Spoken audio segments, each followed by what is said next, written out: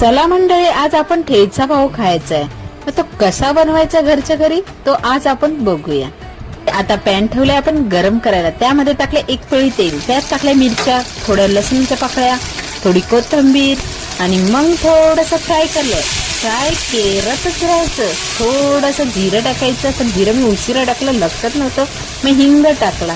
हिंग टाकून झाल्यावरती थोडं फ्राय करायचं, ते काढायचं मिक्सरच्या भांड्यामध्ये. त्यात थोडे भाजलेले शेंगदाणे टाकायचे आणि जाडसर असा जरासा ठेचा करायचा, वाटून घ्यायचा. आता गरम पॅन मध्ये तेल टाकायचं, थोडासा ठेचा टाकायचा, त्यावरती मॅश केलेले आलू टाकायचे, मीठ टाकायचं, फ्राय करून घ्यायचं मस्तपैकी. परत थोडंसं पॅन घ्यायचं, तेल टाकायचं, त्यामध्ये ठेचा टाकायचा आणि पावाला तो ठेचा लावून घ्यायचा.